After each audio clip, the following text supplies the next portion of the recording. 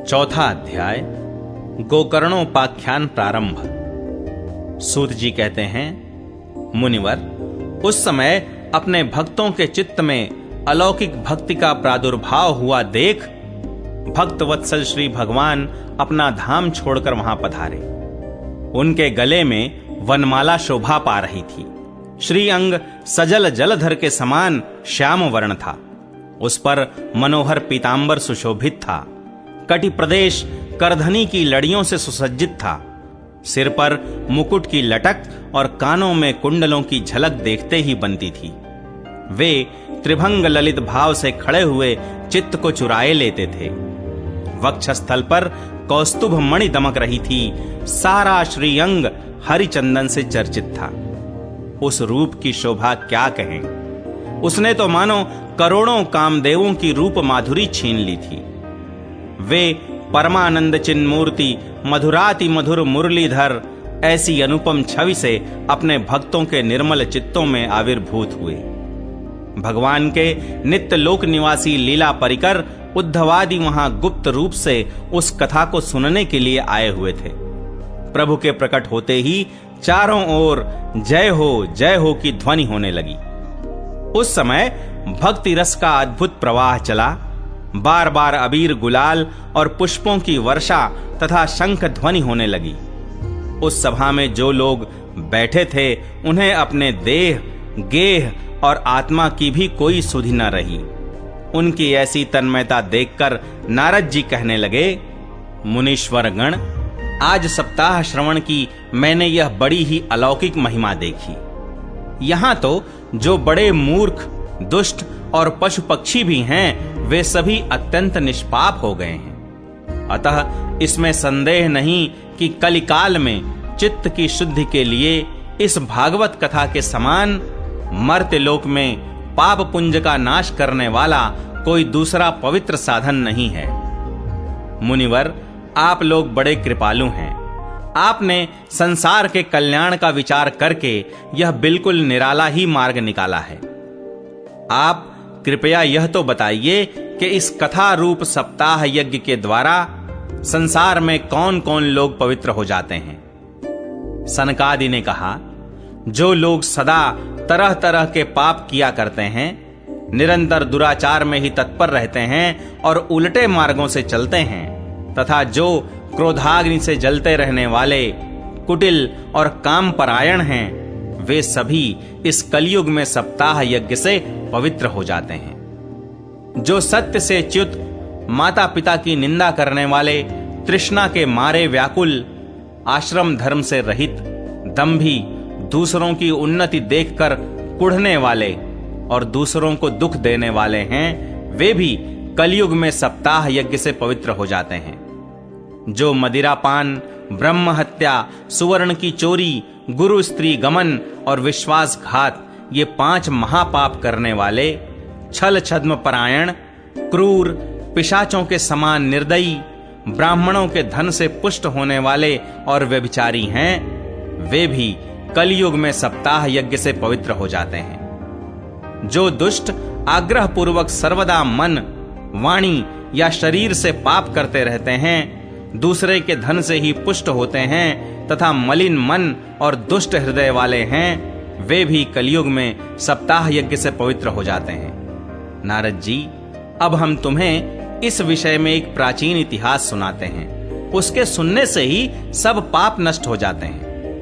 पूर्व काल में तुंगभद्रा नदी के तट पर एक अनुपम नगर बसा हुआ था।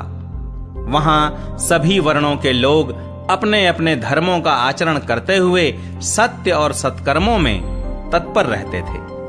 उस नगर में समस्त वेदों का विशेषज्ञ और श्रौत स्मार्त कर्मों में निपुण एक आत्मदेव नामक ब्राह्मण रहता था। वह साक्षात दूसरे सूर्य के समान तेजस्वी था। वह धनी होने पर भी भिक्षाजीवी था। उसकी प्यारी पत्नी धुंधुली कुलीन एवं सुंदरी होने पर भी सदा अपनी बात पर अड़ जाने वाली थी। उसे लोगों की बात करने में सुख मिलता था। स्वभाव था क्रूर, प्रायः कुछ न कुछ बकवाद करती रहती थी। गृह कार्य में निपुण थी, कृपण थी और थी झगड़ालू भी। इस प्रकार ब्राह्मण दंपति प्रेम से अपने घर में रहते और विहार करते थे। उनके पास अर्थ और भोग विलास की सामग्री बहुत थी। घर द्वार भी सुंदर थे, परंतु उससे उन्हें सुख नहीं था। जब अवस्था बहुत ढल गई, तब उन्होंने संतान के लिए तरह तरह के पुण्य कर्म आरंभ किए और वे दीन दुखियों को गौ, पृथ्वी, सुवर्ण और वस्त्रादि दान करने लगे।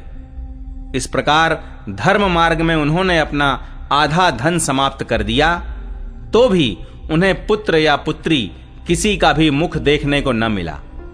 इसलिए अब वह ब्राह्मण बहुत ही चिंतातुर रहने लगा। एक दिन वह ब्राह्मण देवता बहुत दुखी होकर घर से निकलकर वन को चल दिया। दोपहर के समय उसे प्यास लगी, इसलिए वह एक तालाब पर आया। संतान के अभाव के दुख ने उसके शरीर को बहुत सुखा दिया था, इसलिए थक जाने के कारण जल पीकर वह वहीं बैठ गया। 2 घड़ी बीतने पर वहां एक सन्यासी महात्मा आए। जब ब्राह्मण देवता ने देखा कि वे जल पी चुके हैं, तब वह उनके पास गया और चरणों में नमस्कार करने के बाद सामने खड़े होकर लंबी लंबी सांसें लेने लगा। सन्यासी ने पूछा, कहो ब्राह्मण देवता, रोते क्यों हो? ऐसी तुम्हें क्या भारी चिंता है? तुम जल्दी ही मुझे अपने दुख का कारण बताओ। ब्राह्मण ने कहा, महाराज, मैं अपने पूर्व जन्म के पापों से संचित दुख का क्या वर्णन करूं? अब मेरे पितर मेरे द्वारा दी हुई जलांजलि के जल को अपनी चिंता जनित सांस से कुछ गर्म करके पीते हैं। देवता और ब्राह्मण मेरा दिया हुआ प्रसन्न मन से स्वीकार नहीं करते। संतान के लिए मैं इतना दुखी हो गया हूं कि मुझे सब सूना ही सूना दिखाई देता है। मैं प्राण त्यागने के लिए यहां आया हूं। संतानहीन जीवन को धिक्कार है, संतानहीन गृह को धिक्कार है, संतानहीन धन को धिक्कार है और संतानहीन कुल को धिक्कार है।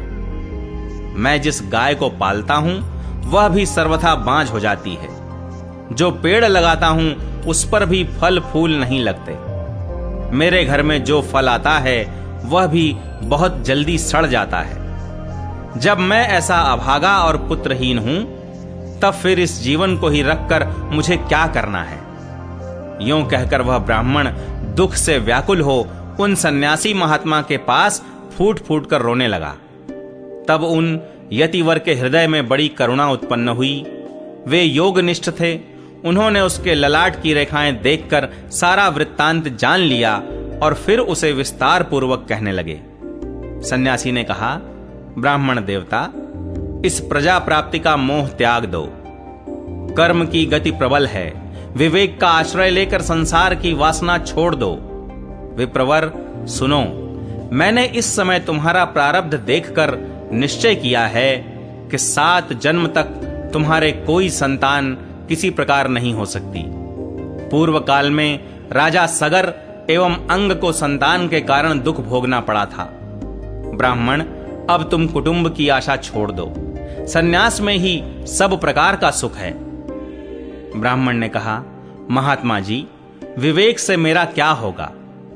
मुझे तो बलपूर्वक पुत्र दीजिए, नहीं तो मैं आपके सामने ही शोक मूर्छित होकर अपने प्राण त्यागता हूं। जिसमें पुत्र स्त्री आदि का सुख नहीं है, ऐसा सन्यास तो सर्वथा नीरस ही है।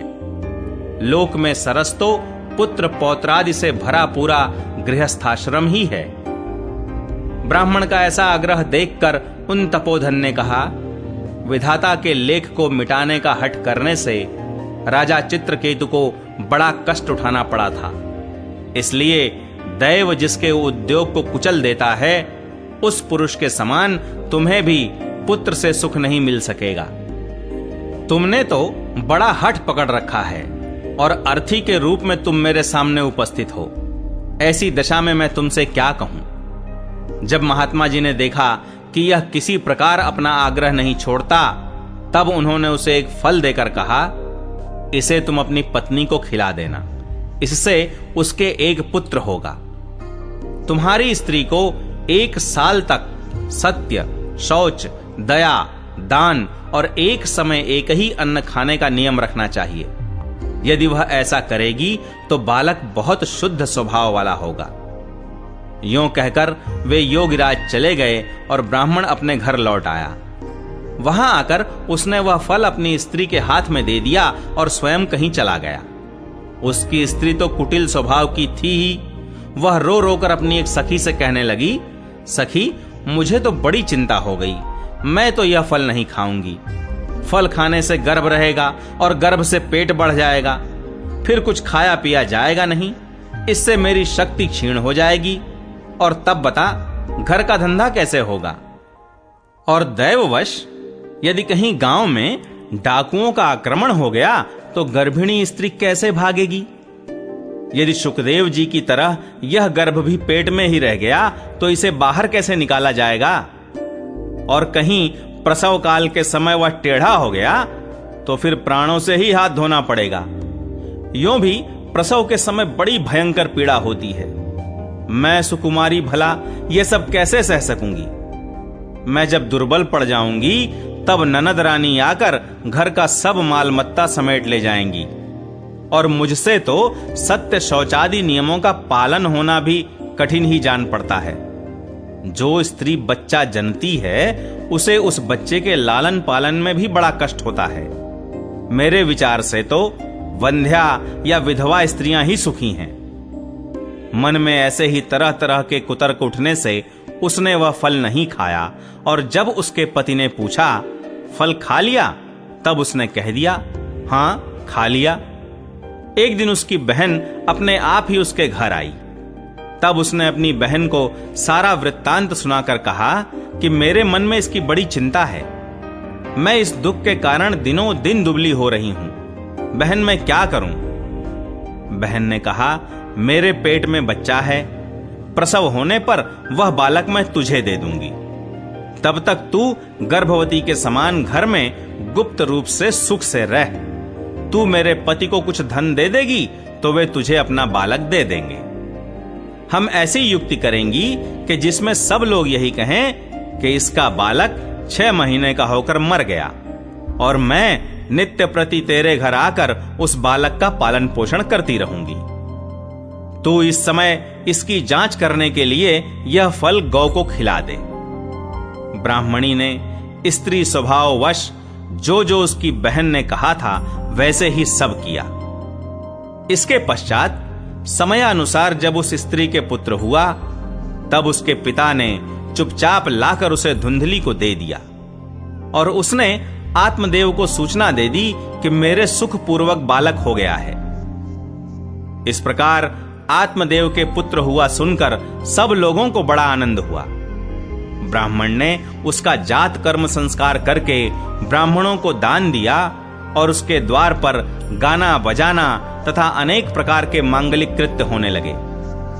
धुंधुली ने अपने पति से कहा, मेरे स्तनों में तो दूध ही नहीं है, फिर गौ आदि किसी अन्य जीव के दूध से मैं इस बालक का किस प्रकार पालन करूंगी। मेरे बहन के अभी बालक हुआ था, वह मर गया है। उसे बुलाकर अपने यहां रख लें तो वह आपके इस बच्चे का पालन पोषण कर लेगी। तब पुत्र की रक्षा के लिए आत्मदेव ने वैसा ही किया तथा माता धुंधुली ने उस बालक का नाम धुंधुकारी रखा। इसके बाद 3 महीने बीतने पर उस गौ के भी एक मनुष्याकार बच्चा हुआ। वह सर्वांग सुंदर, दिव्य, निर्मल तथा सुवर्ण की सी कांति वाला था। उसे देखकर ब्राह्मण देवता को बड़ा आनंद हुआ और उसने स्वयं ही उसके सब संस्कार किए। इस समाचार से और सब लोगों को भी बड़ा आश्चर्य हुआ और वे बालक को देखने के लिए आए तथा आपस में कहने लगे, देखो भाई, अब आत्मदेव का कैसा भाग्य उदय हुआ है। कैसे आश्चर्य की बात है कि गौ के भी ऐसा दिव्य रूप बालक उत्पन्न हुआ है। दैव योग से इस गुप्त रहस्य का किसी को भी पता न लगा। आत्मदेव ने उस बालक के गौ के से कान देखकर उसका नाम गोकर्ण रखा। कुछ काल बीतने पर वे दोनों बालक जवान हो गए। उनमें गोकर्ण तो बड़ा पंडित और ज्ञानी हुआ, किंतु धुंधुकारी बड़ा ही दुष्ट निकला। स्नान शौचादि ब्राह्मणोचित आचारों का उसमें नाम भी न था और न खान पान का ही कोई परहेज था। क्रोध उसमें बहुत बढ़ा चढ़ा था। वह बुरी बुरी वस्तुओं का संग्रह किया करता था। मुर्दे के हाथ से छुआया हुआ अन्न भी खा लेता था। दूसरों की चोरी करना और सब लोगों से द्वेष बढ़ाना उसका स्वभाव बन गया था। छिपे छिपे वह दूसरों के घरों में आग लगा देता था। दूसरों के बालकों को खिलाने के लिए गोद में लेता और उन्हें चट कुएं में डाल देता। हिंसा का उसे व्यसन सा हो गया था। हर समय वह अस्त्र शस्त्र धारण किए रहता और बेचारे अंधे और दीन दुखियों को व्यर्थ तंग करता रहता। चांडालों से उसका विशेष प्रेम था। बस हाथ में फंदा लिए कुत्तों की टोली के साथ शिकार की टोह में घूमता रहता। वेश्याओं के जाल में फंसकर उसने अपने पिता की सारी संपत्ति नष्ट कर दी। एक दिन माता पिता को मार पीट कर घर के सब बर्तन भांडे उठा ले गया।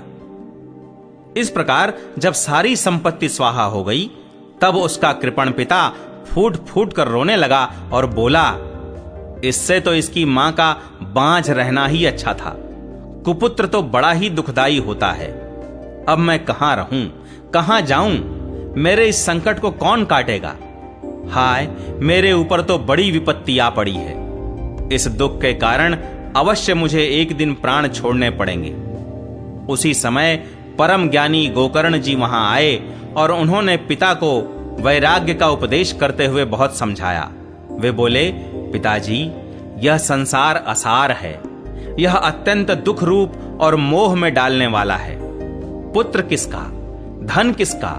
स्नेहवान पुरुष रात दिन दीपक के समान जलता रहता है। सुख न तो इंद्र को है और न चक्रवर्ती राजा को ही। सुख है तो केवल विरक्त एकांत जीवी मुनि को। यह मेरा पुत्र है, इस अज्ञान को छोड़ दीजिए। मोह से नरक की प्राप्ति होती है। यह शरीर तो नष्ट होगा ही, इसलिए सब कुछ छोड़कर वन में चले जाइए। गोकर्ण के वचन सुनकर आत्मदेव वन में जाने के लिए तैयार हो गया और उनसे कहने लगा, बेटा, वन में रहकर मुझे क्या करना चाहिए, यह मुझसे विस्तार पूर्वक कहो। मैं बड़ा मूर्ख हूं। अब तक कर्मवश स्नेह पाश में बंधा हुआ अपंग की भांति इस घर रूप अंधेरे कुएं में ही पड़ा रहा हूं। तुम बड़े दयालु हो, इससे मेरा उद्धार करो। गोकर्ण ने कहा, पिताजी, यह शरीर हड्डी, मांस और रुधिर का पिंड है। इसे आप मैं मानना छोड़ दें और स्त्री पुत्रादि को अपना कभी न माने। इस संसार को रात दिन क्षण भंगुर देखें। इसकी किसी भी वस्तु को स्थायी समझकर उसमें राग न करें। बस एकमात्र वैराग्य रस के रसिक होकर भगवान की भक्ति में लगे रहें। भगवत भजन ही सबसे बड़ा धर्म है। निरंतर उसी का आश्रय लिए रहें। अन्य सब प्रकार के लौकिक धर्मों से मुख मोड़ लें। सदा साधु जनों की सेवा करें। भोगों की लालसा को पास न फटकने दें तथा जल्दी से जल्दी दूसरों के गुण दोषों का विचार करना छोड़कर एकमात्र भगवत सेवा और भगवान की कथाओं के रस का ही पान करें।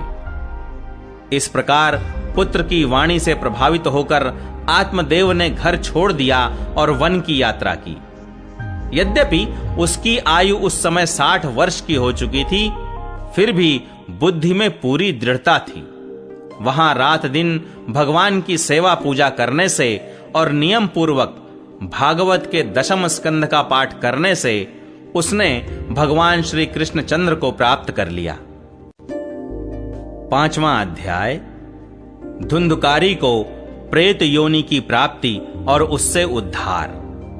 सूत जी कहते हैं, शौनक जी, पिता के वन चले जाने पर एक दिन धुंधुकारी ने अपनी माता को बहुत पीटा और कहा, बता धन कहां रखा है, नहीं तो अभी तेरी लुआठी से खबर लूंगा।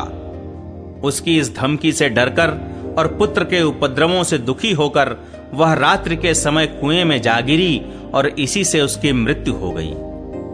योगनिष्ठ गोकर्ण जी तीर्थ यात्रा के लिए निकल गए। उन्हें इन घटनाओं से कोई सुख या दुख नहीं होता था, क्योंकि उनका न कोई मित्र था न शत्रु। धुंधुकारी 5 वेश्याओं के साथ घर में रहने लगा।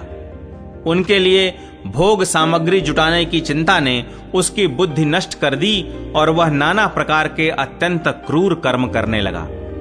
एक दिन उन कुलटाओं ने उससे बहुत से गहने मांगे। वह तो काम से अंधा हो रहा था। मौत की उसे कभी याद नहीं आती थी। बस उन्हें जुटाने के लिए वह घर से निकल पड़ा। वह जहां तहां से बहुत सा धन चुराकर घर लौट आया तथा उन्हें कुछ सुंदर वस्त्र और आभूषण लाकर दिए। चोरी का बहुत माल देखकर रात्रि के समय स्त्रियों ने विचार किया कि यह नित्य ही चोरी करता है, इसलिए इसे किसी दिन अवश्य राजा पकड़ लेगा। राजा यह सारा धन छीनकर इसे निश्चय ही प्राण दंड। जब एक दिन इसे मरना ही है, तब हम ही धन की रक्षा के लिए गुप्त रूप से इसको क्यों न मार डालें। इसे मारकर हम इसका माल मत्ता लेकर जहां कहीं चली जाएंगी। ऐसा निश्चय कर उन्होंने सोए हुए धुंधुकारी को रस्सियों से कस दिया और उसके गले में फांसी लगाकर उसे मारने का प्रयत्न किया। इससे जब वह जल्दी न मरा तो उन्हें बड़ी चिंता हुई। तब उन्होंने उसके मुख पर बहुत से दहकते अंगारे डाले। इससे वह अग्नि की लपटों से बहुत छटपटा कर मर गया। उन्होंने उसके शरीर को एक गड्ढे में डालकर गाड़ दिया। सच है, स्त्रियां प्रायः बड़ी दुस्साहसी होती हैं। उनके इस कृत्य का किसी को भी पता न चला। लोगों के पूछने पर कह देती थीं कि हमारे प्रियतम पैसे के लोभ से अब की बार कहीं दूर चले गए हैं, इसी वर्ष के अंदर लौट आएंगे। बुद्धिमान पुरुष को दुष्टा स्त्रियों का कभी विश्वास नहीं करना चाहिए। जो मूर्ख इनका विश्वास करता है उसे दुखी होना पड़ता है। इनकी वाणी तो अमृत के समान कामियों के हृदय में रस का संचार करती है, किंतु हृदय छुरे की धार के समान तीक्ष्ण होता है। भला इन स्त्रियों का कौन प्यारा है। वे कुलटाएं धुंधुकारी की सारी संपत्ति समेटकर वहां से चंपत हो गईं। उनके ऐसे न जाने कितने पति थे और धुंधुकारी अपने कुकर्मों के कारण भयंकर प्रेत हुआ। वह बवंडर के रूप में सर्वदा 10 दिशाओं में भटकता रहता था तथा शीत धाम से संतप्त और भूख प्यास से व्याकुल होने के कारण हा दैव चिल्लाता रहता था, परंतु उसे कहीं भी कोई आश्रय न मिला। कुछ काल बीतने पर गोकर्ण ने भी लोगों के मुख से धुंधुकारी की मृत्यु का समाचार सुना। तब उसे अनाथ समझकर उन्होंने उसका गया जी में श्राद्ध किया और भी जहां जहां वे जाते थे उसका श्राद्ध अवश्य करते थे। इस प्रकार घूमते घूमते गोकर्ण जी अपने नगर में आए और रात्रि के समय दूसरों की दृष्टि से बचकर सीधे अपने घर के आंगन में सोने के लिए पहुंचे। वहां अपने भाई को सोया देख आधी रात के समय धुंधुकारी ने अपना बड़ा विकट रूप दिखाया। वह कभी भेड़ा, कभी हाथी, कभी भैंसा, कभी इंद्र और कभी अग्नि का रूप धारण करता। अंत में वह मनुष्य के आकार में प्रकट हुआ। ये विपरीत अवस्थाएं देखकर गोकर्ण ने निश्चय किया कि यह कोई दुर्गति को प्राप्त हुआ जीव है। तब उन्होंने उससे धैर्यपूर्वक पूछा। गोकर्ण ने कहा, तू कौन है? रात्रि के समय ऐसे भयानक रूप क्यों दिखा रहा है? तेरी यह दशा कैसे हुई? हमें बता तो सही। तू प्रेत है, पिशाच है अथवा कोई राक्षस है? सूत जी कहते हैं, गोकर्ण के इस प्रकार पूछने पर वह बार बार जोर जोर से रोने लगा। उसमें बोलने की शक्ति नहीं थी, इसलिए उसने केवल संकेत मात्र किया। तब गोकर्ण ने अंजलि में जल लेकर उसे अभिमंत्रित करके उस पर छिड़का। इससे उसके पापों का कुछ शमन हुआ और वह इस प्रकार कहने लगा। प्रेत बोला, मैं तुम्हारा भाई हूं, मेरा नाम है धुंधुकारी। मैंने अपने ही दोष से अपना ब्राह्मणत्व नष्ट कर दिया। मेरे कुकर्मों की गिनती नहीं की जा सकती। मैं तो महान अज्ञान में चक्कर काट रहा था, इसी से मैंने लोगों की बड़ी हिंसा की। अंत में कुलटा स्त्रियों ने मुझे तड़पा तड़पा कर मार डाला। इसी से अब प्रेत योनि में पड़कर यह दुर्दशा भोग रहा हूं। अब दैववश कर्म फल का उदय होने से मैं केवल वायु भक्षण करके जी रहा हूं। भाई, तुम दया के समुद्र हो, अब किसी प्रकार जल्दी ही मुझे इस योनि से छुड़ाओ। गोकर्ण ने धुंधुकारी की सारी बातें सुनी और तब उससे बोले। गोकर्ण ने कहा, भाई, मुझे इस बात का बड़ा आश्चर्य है। मैंने तुम्हारे लिए विधि पूर्वक गया जी में पिंडदान किया, फिर भी तुम प्रेत योनि से मुक्त कैसे नहीं हुए? यदि गया श्राद्ध से भी तुम्हारी मुक्ति नहीं हुई, तब इसका और कोई उपाय ही नहीं है। अच्छा, तुम सब बात खोल कर कहो, मुझे अब क्या करना चाहिए? प्रेत ने कहा, मेरी मुक्ति सैकड़ों गया श्राद्ध करने से भी नहीं हो सकती। अब तो तुम इसका कोई और उपाय सोचो। प्रेत की यह बात सुनकर गोकर्ण को बड़ा आश्चर्य हुआ। वे कहने लगे, यदि सैकड़ों गया श्राद्धों से भी तुम्हारी मुक्ति नहीं हो सकती, तब तो तुम्हारी मुक्ति असंभव ही है। अच्छा, अभी तो तुम निर्भय होकर अपने स्थान पर रहो, मैं विचार करके तुम्हारी मुक्ति के लिए कोई दूसरा उपाय करूंगा। गोकर्ण की आज्ञा पाकर धुंधकारी वहां से अपने स्थान पर चला आया। इधर गोकर्ण ने रात भर विचार किया, तब भी उन्हें कोई उपाय नहीं सूझा। प्रातःकाल उनको आया देख लोग प्रेम से उनसे मिलने आए। तब गोकर्ण ने रात में जो कुछ जिस प्रकार हुआ था वह सब उन्हें सुना दिया। उनमें जो लोग विद्वान, योगनिष्ठ, ज्ञानी और वेदज्ञ थे, उन्होंने भी अनेकों शास्त्रों को उलट पलट कर देखा, तो भी उसकी मुक्ति का कोई उपाय न मिला। तब सबने यही निश्चय किया कि इस विषय में सूर्य नारायण जो आज्ञा करें वही करना चाहिए। अतः गोकर्ण ने अपने तपोबल से सूर्य की गति को रोक दिया। उन्होंने स्तुति की, भगवन, आप सारे संसार के साक्षी हैं, मैं आपको नमस्कार करता हूं। आप मुझे कृपा करके धुंधुकारी की मुक्ति का साधन बताइए। गोकर्ण की यह प्रार्थना सुनकर सूर्यदेव ने दूर से ही स्पष्ट शब्दों में कहा, श्रीमद् भागवत से मुक्ति हो सकती है, इसलिए तुम उसका सप्ताह पारायण करो। सूर्य का यह धर्ममय वचन वहां सभी ने सुना। तब सबने यही कहा कि प्रयत्न पूर्वक यही करो। है भी यह साधन बहुत सरल। अतः गोकर्ण जी भी तदनुसार निश्चय करके कथा सुनाने के लिए तैयार हो गए। देश और गांवों से अनेकों लोग कथा सुनने के लिए आए। बहुत से लंगड़े, लूले, अंधे, बूढ़े और मंदबुद्धि पुरुष भी अपने पापों की निवृत्ति के उद्देश्य से वहां आ पहुंचे। इस प्रकार वहां इतनी भीड़ हो गई कि उसे देखकर देवताओं को भी आश्चर्य होता था। जब गोकर्ण जी व्यास गद्दी पर बैठकर कथा कहने लगे, तब वह प्रेत भी वहां आ पहुंचा और इधर उधर बैठने के लिए स्थान ढूंढने लगा। इतने में ही उसकी दृष्टि एक सीधे रखे हुए 7 गांठ के बांस पर पड़ी। उसी के नीचे के छिद्र में घुसकर वह कथा सुनने के लिए बैठ गया। वायु रूप होने के कारण वह बाहर कहीं बैठ नहीं सकता था, इसलिए बांस में घुस गया। गोकर्ण जी ने एक वैष्णव ब्राह्मण को मुख्य श्रोता बनाया और प्रथम स्कंध से ही स्पष्ट स्वर में कथा सुनानी आरंभ कर दी।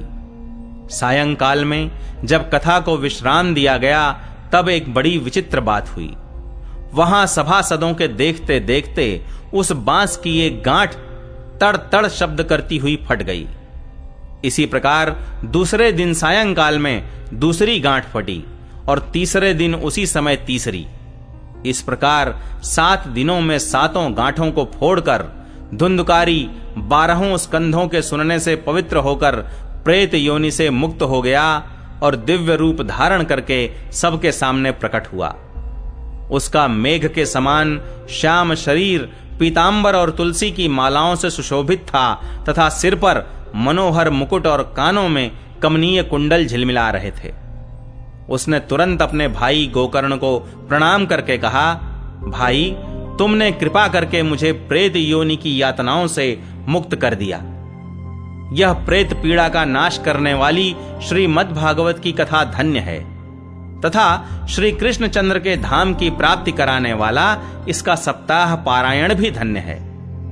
जब सप्ताह श्रवण का योग लगता है, तब सब पाप थर्रा उठते हैं कि अब यह भागवत की कथा जल्दी ही हमारा अंत कर देगी। जिस प्रकार आग गीली, सूखी, छोटी बड़ी सब तरह की लकड़ियों को जला डालती है, उसी प्रकार यह सप्ताह श्रवण मन, वचन और कर्म द्वारा किए हुए नए पुराने छोटे बड़े सभी प्रकार के पापों को भस्म कर देता है। विद्वानों ने देवताओं की सभा में कहा है कि जो लोग इस भारतवर्ष में श्रीमद् भागवत की कथा नहीं सुनते, उनका जन्म वृथा ही है। भला मोह पूर्वक लालन पालन करके यदि इस अनित्य शरीर को हृष्ट पुष्ट और बलवान भी बना लिया, तो भी श्रीमद् भागवत की कथा सुने बिना इससे क्या लाभ हुआ। अस्थियां ही इस शरीर के आधार स्तंभ हैं। नस नाड़ी रूप रस्सियों से यह बंधा हुआ है। ऊपर से इस पर मांस और रक्त थोपकर इसे चर्म से मढ़ दिया गया है। इसके प्रत्येक अंग में दुर्गंध आती है, क्योंकि है तो यह मल मूत्र का भांड ही। वृद्धावस्था और शोक के कारण यह परिणाम में दुखमय ही है, रोगों का तो घर ही ठहरा। यह निरंतर किसी न किसी कामना से पीड़ित रहता है, कभी इसकी तृप्ति नहीं होती। इसे धारण किए रहना भी एक भार ही है। इसके रोम रोम में दोष भरे हुए हैं और नष्ट होने में इसे एक क्षण भी नहीं लगता। अंत में यदि इसे गाड़ दिया जाता है तो इसके कीड़े बन जाते हैं। कोई पशु खा जाता है तो यह विष्ठा हो जाता है, और अग्नि में जला दिया जाता है तो भस्म की ढेरी हो जाता है। ये तीन ही इसकी गतियां बताई गई हैं। ऐसे अस्थिर शरीर से मनुष्य अविनाशी फल देने वाला काम क्यों नहीं बना लेता। जो अन्न प्रातः काल पकाया जाता है वह सायंकाल तक बिगड़ जाता है, फिर उसी के रस से पुष्ट हुए शरीर की नित्यता कैसी। इस लोक में सप्ताह श्रवण करने से भगवान की शीघ्र ही प्राप्ति हो सकती है। अतः सब प्रकार के दोषों की निवृत्ति के लिए एकमात्र यही साधन है। जो लोग भागवत की कथा से वंचित हैं, वे तो जल में बुदबुदे और जीवों में मच्छरों के समान केवल मरने के लिए ही पैदा होते हैं। भला जिसके प्रभाव से जड़ और सूखे हुए बांस की गांठें फट सकती हैं, उस भागवत कथा का श्रवण करने से चित्त की गांठों का खुल जाना कौन बड़ी बात है। सप्ताह श्रवण करने से मनुष्य के हृदय की गांठ खुल जाती है, उसके समस्त संशय छिन्न भिन्न हो जाते हैं और सारे कर्म क्षीण हो जाते हैं। यह भागवत कथा रूप तीर्थ संसार के कीचड़ को धोने में बड़ा ही पटु है। विद्वानों का कथन है कि जब यह हृदय में स्थित हो जाता है, तब मनुष्य की मुक्ति निश्चित ही समझनी चाहिए। जिस समय धुंधुकारी ये सब बातें कह रहा था, जिसके लिए वैकुंठवासी पार्षदों के सहित एक विमान उतरा, उससे सब ओर मंडलाकार प्रकाश फैल रहा था। सब लोगों के सामने ही धुंधुकारी उस विमान पर चढ़ गया। तब उस विमान पर आए हुए पार्षदों को देखकर उनसे गोकर्ण ने यह बात कही। गोकर्ण ने पूछा, भगवान के प्रिय पार्षदों, यहां तो हमारे अनेकों शुद्ध हृदय श्रोतागण हैं। उन सब के लिए आप लोग एक साथ बहुत से विमान क्यों नहीं लाए? हम देखते हैं कि यहां सभी ने समान रूप से कथा सुनी है, फिर फल में इस प्रकार का भेद क्यों हुआ, यह बताइए। भगवान के सेवकों ने कहा, हे मानद, इस फल भेद का कारण इनके श्रवण का भेद ही है। यह ठीक है कि श्रवण तो सबने समान रूप से ही किया है, किंतु इसके जैसा मनन नहीं किया। इसी से एक साथ भजन करने पर भी उसके फल में भेद रहा। इस प्रेत ने 7 दिनों तक निराहार रहकर श्रवण किया था, तथा सुने हुए विषय का स्थिर चित्त से यह खूब मनन निधिध्यासन भी करता रहता था। जो ज्ञान दृढ़ नहीं होता वह व्यर्थ हो जाता है। इसी प्रकार ध्यान न देने से श्रवण का, संदेह से मंत्र का और चित्त के इधर उधर भटकते रहने से जप का भी कोई फल नहीं होता। वैष्णवहीन देश, अपात्र को कराया हुआ श्राद्ध का भोजन, अश्रोत्रिय को दिया हुआ दान एवं आचारहीन कुल, इन सब का नाश हो जाता है। गुरु वचनों में विश्वास, दीनता का भाव, मन के दोषों पर विजय और कथा में चित्त की एकाग्रता इत्यादि नियमों का यदि पालन किया जाए तो श्रवण का यथार्थ फल मिलता है। यदि ये श्रोता फिर से श्रीमद् भागवत की कथा सुने तो निश्चय ही सबको वैकुंठ की प्राप्ति होगी। और गोकर्ण जी, आपको तो भगवान स्वयं आकर गोलोक धाम में ले जाएंगे। यूं कहकर वे सब पार्षद हरि कीर्तन करते वैकुंठ लोक को चले गए। श्रावण मास में गोकर्ण जी ने फिर उसी प्रकार सप्ताह क्रम से कथा कही और उन श्रोताओं ने उसे फिर सुना। नारद जी, इस कथा की समाप्ति पर जो कुछ हुआ वह सुनिए। वहां भक्तों से भरे हुए विमानों के साथ भगवान प्रकट हुए। सब ओर से खूब जय जयकार और नमस्कार की ध्वनियां होने लगी। भगवान स्वयं हर्षित होकर अपने 5 जन्य शंख की ध्वनि करने लगे और उन्होंने गोकर्ण को हृदय से लगाकर अपने ही समान बना लिया। उन्होंने क्षण भर में ही अन्य सब श्रोताओं को भी मेघ के समान श्याम वर्ण, रेशमी पीतांबरधारी तथा किरीट और कुंडलादि से विभूषित कर दिया। उस गांव में कुत्ते और चांडाल पर्यंत जितने भी जीव थे वे सभी गोकर्ण जी की कृपा से विमानों पर चढ़ा लिए गए तथा जहां योगी जन जाते हैं उस भगवत धाम में वे भेज दिए गए। इस प्रकार भक्त वत्सल भगवान श्री कृष्ण कथा श्रवण से प्रसन्न होकर गोकर्ण जी को साथ ले अपने ग्वाल बालों के प्रिय गोलोक धाम में चले गए। पूर्व काल में जैसे अयोध्यावासी भगवान श्री राम के साथ साकेत धाम सिधारे थे, उसी प्रकार भगवान श्री कृष्ण उन सब को योगी दुर्लभ गोलोक धाम को ले गए। जिस लोक में सूर्य, चंद्रमा और सिद्धों की भी कभी गति नहीं हो सकती, उसमें वे श्रीमद् भागवत श्रवण करने से चले गए। नारद जी, सप्ताह यज्ञ के द्वारा कथा श्रवण करने से जैसा उज्जवल फल संचित होता है उसके विषय में हम आपसे क्या कहें। अजी, जिन्होंने अपने कर्णपुट से गोकर्ण जी की कथा के एक अक्षर का भी पान किया था, वे फिर माता के गर्भ में नहीं आए। जिस गति को लोग वायु, जल या पत्ते खाकर शरीर सुखाने से, बहुत काल तक घोर तपस्या करने से और योगाभ्यास से भी नहीं पा सकते, उसे वे सप्ताह श्रवण से सहज में ही प्राप्त कर लेते हैं। इस परम पवित्र इतिहास का पाठ चित्रकूट पर विराजमान मुनीश्वर शांडिल्य भी ब्रह्मानंद में मग्न होकर करते रहते हैं। यह कथा बड़ी ही पवित्र है। एक बार के श्रवण से ही समस्त पाप राशि को भस्म कर देती है। यदि इसका श्राद्ध के समय पाठ किया जाए तो इससे पितृगण को बड़ी तृप्ति होती है और नित्य पाठ करने से मोक्ष की प्राप्ति होती है। 6ठा अध्याय, सप्ताह यज्ञ की विधि। श्री सनकादि कहते हैं, नारद जी, अब हम आपको सप्ताह श्रवण की विधि बताते हैं। यह विधि प्रायः लोगों की सहायता और धन से साध्य कही गई है। पहले तो यत्न पूर्वक ज्योतिषी को बुलाकर मुहूर्त पूछना चाहिए तथा विवाह के लिए जिस प्रकार धन का प्रबंध किया जाता है उस प्रकार ही धन की व्यवस्था इसके लिए करनी चाहिए।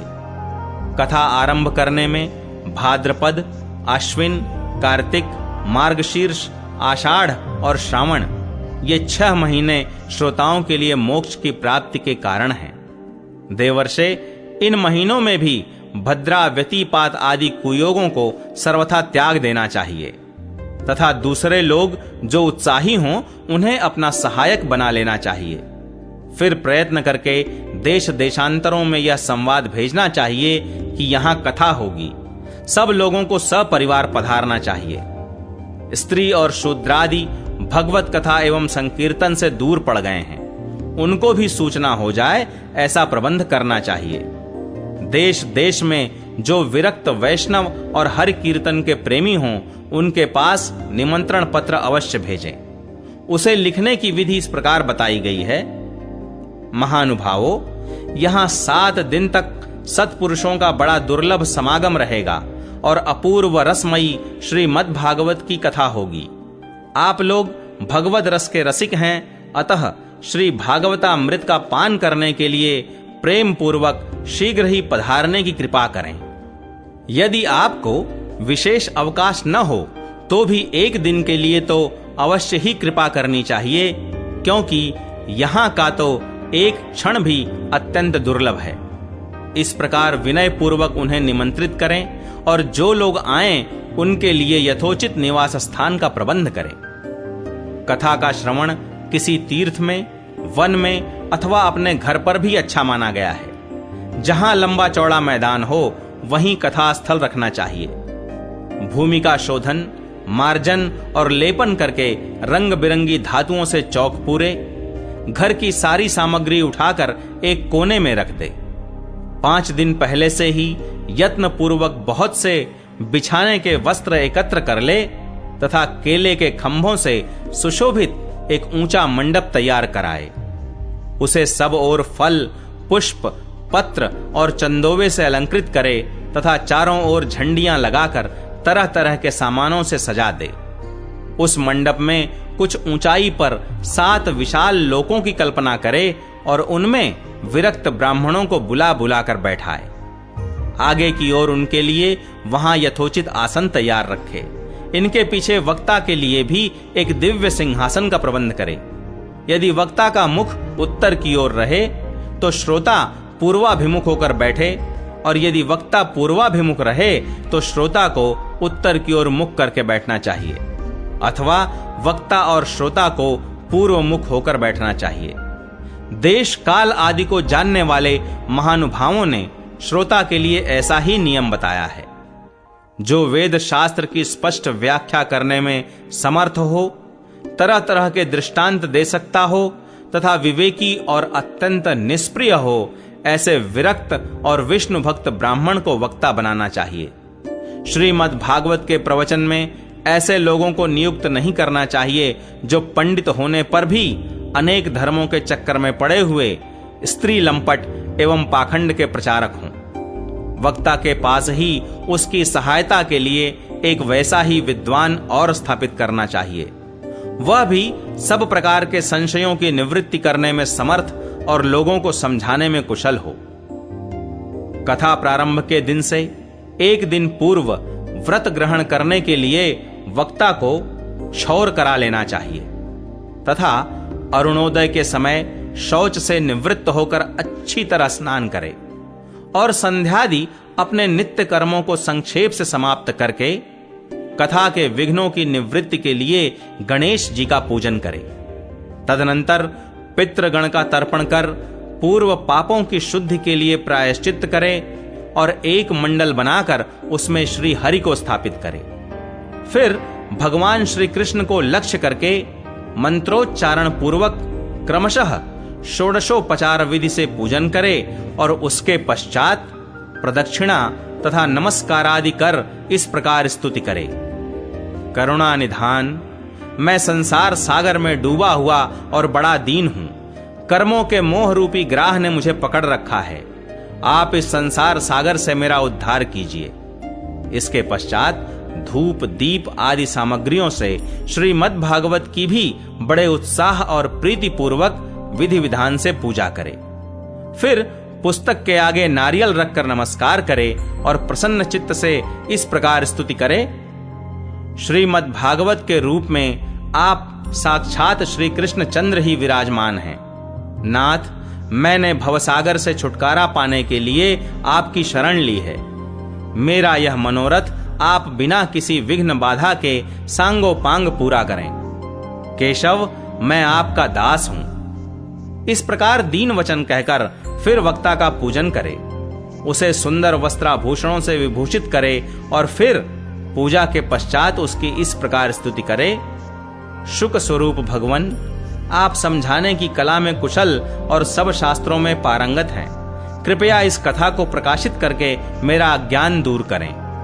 फिर अपने कल्याण के लिए प्रसन्नता पूर्वक उसके सामने नियम ग्रहण करे और 7 दिनों तक यथाशक्ति उसका पालन करे। कथा में विघ्न न हो इसके लिए 5 ब्राह्मणों को और वर्ण करे। वे 12 मंत्र द्वारा भगवान के नामों का जप करें। फिर ब्राह्मण अन्य विष्णु भक्त एवं कीर्तन करने वालों को नमस्कार करके उनकी पूजा करे और उनकी आज्ञा पाकर स्वयं भी आसन पर बैठ जाए। जो पुरुष लोक, संपत्ति, धन, घर और पुत्रादि की चिंता छोड़कर शुद्ध चित्त से केवल कथा में ही ध्यान रखता है, उसे इसके श्रवण का उत्तम फल मिलता है। बुद्धिमान वक्ता को चाहिए कि सूर्योदय से कथा आरंभ करके 3:30 पहर तक मध्यम स्वर से अच्छी तरह कथा बांचे। दोपहर के समय 2 घड़ी तक कथा बंद रखे। उस समय कथा के प्रसंग के अनुसार वैष्णवों को भगवान के गुणों का कीर्तन करना चाहिए, व्यर्थ बातें नहीं करनी चाहिए। कथा के समय मल मूत्र के वेग को काबू में रखने के लिए अल्पाहार सुखकारी होता है, इसलिए श्रोता केवल एक ही समय हविष्यान्न भोजन करे। यदि शक्ति हो तो 7 दिन निराहार रहकर कथा सुने अथवा केवल घी या दूध पीकर सुखपूर्वक श्रवण करे, अथवा फलाहार या एक समय ही भोजन करे। जिससे जैसा नियम सुभीते से सध सके उसी को कथा श्रवण के लिए ग्रहण करे। मैं तो उपवास की अपेक्षा भोजन करना अच्छा समझता हूं, यदि वह कथा श्रवण में सहायक हो। यदि उपवास से श्रवण में बाधा पहुंचती हो तो वह किसी काम का नहीं। नारद जी, नियम से सप्ताह सुनने वाले पुरुषों के नियम सुनिए। विष्णु भक्त की दीक्षा से रहित पुरुष कथा श्रवण का अधिकारी नहीं है। जो पुरुष नियम से कथा सुने उसे ब्रह्मचर्य से रहना, भूमि पर सोना और नित्य प्रति कथा समाप्त होने पर पत्तल में भोजन करना चाहिए। दाल, मधु, तेल, गरिष्ठ अन्न, भाव दूषित पदार्थ और बासी अन्न, इनका उसे सर्वदा ही त्याग करना चाहिए। काम, क्रोध, मद, मान, मत्सर, लोभ, दंभ, मोह और द्वेष को तो अपने पास भी नहीं फटकने देना चाहिए। वह वेद, वैष्णव, ब्राह्मण, गुरु, गोसेवक तथा स्त्री, राजा और महापुरुषों की निंदा से भी बचे। नियम से कथा सुनने वाले पुरुष को रजस्वला स्त्री, अंत्यज, म्लेच्छ, पतित, गायत्रीहीन द्विज, ब्राह्मणों से द्वेष करने वाले तथा वेद को न मानने वाले पुरुषों से बात नहीं करनी चाहिए। सर्वदा सत्य, शौच, दया, मौन, सरलता, विनय और उदारता का बर्ताव करना चाहिए। धनहीन, क्षय रोगी, किसी अन्य रोग से पीड़ित, भाग्यहीन, पापी, पुत्रहीन और मुमुक्षु भी यह कथा श्रवण करे। जिस स्त्री का रजोदर्शन रुक गया हो, जिसके एक ही संतान होकर रह गई हो, जो बांझ हो, जिसकी संतान होकर मर जाती हो अथवा जिसका गर्भ गिर जाता हो, वह यत्न पूर्वक इस कथा को सुने। ये सब यदि विधिवत कथा सुने तो इन्हें अक्षय फल की प्राप्ति हो सकती है। यह अत्युत्तम दिव्य तथा करोड़ों यज्ञों का फल देने वाली है।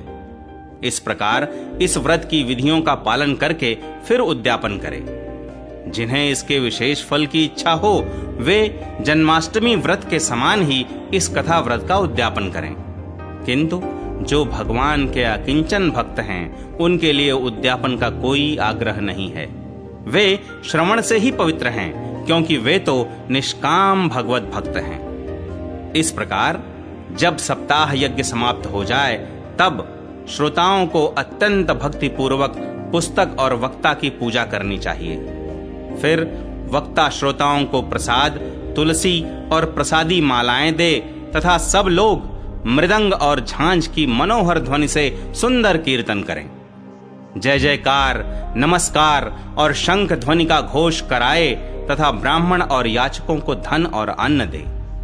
श्रोता विरक्त हो तो कर्म की शांति के लिए दूसरे दिन गीता पाठ करे। गृहस्थ हो तो हवन करे।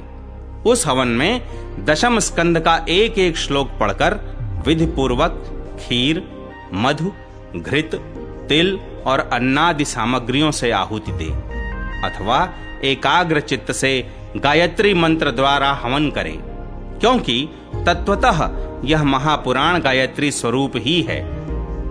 होम करने की शक्ति न हो तो उसका फल प्राप्त करने के लिए ब्राह्मणों को हवन सामग्री दान करे तथा नाना प्रकार की त्रुटियों को दूर करने के लिए और विधि में फिर जो न्यूनाधिकता रह गई हो उसके दोषों की शांति के लिए विष्णु सहस्त्र नाम का पाठ करें। उससे सभी कर्म सफल हो जाते हैं, क्योंकि कोई भी कर्म इससे बढ़कर नहीं है। फिर 12 ब्राह्मणों को खीर और मधु आदि उत्तम उत्तम पदार्थ खिलाए तथा व्रत की पूर्ति के लिए गौ और सुवर्ण का दान करे। सामर्थ्य हो तो 3 तोले सोने का एक सिंहासन बनवाए, उस पर सुंदर अक्षरों में लिखी हुई श्रीमद् भागवत की पोथी रखकर उसकी आवाहनादि विविध उपचारों से पूजा करे और फिर जितेंद्रिय आचार्य को उसका वस्त्र, आभूषण एवं गंधादि से पूजन कर दक्षिणा के सहित समर्पण कर दे। यूं करने से वह बुद्धिमान दाता जन्म मरण के बंधनों से मुक्त हो जाता है। यह सप्ताह पारायण की विधि सब पापों की निवृत्ति करने वाली है। इसका इस प्रकार ठीक ठीक पालन करने से यह मंगलमय भागवत पुराण अभीष्ट फल प्रदान करता है तथा अर्थ, धर्म, काम और मोक्ष चारों की प्राप्ति का साधन हो जाता है, इसमें संदेह नहीं। सनकादि कहते हैं, नारद जी, इस प्रकार तुम्हें यह सप्ताह श्रवण की विधि हमने पूरी पूरी सुना दी। अब और क्या सुनना चाहते हो?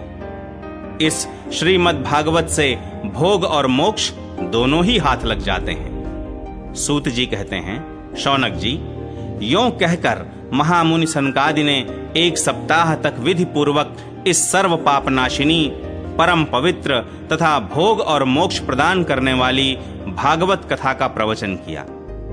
सब प्राणियों ने नियम पूर्वक इसे श्रवण किया।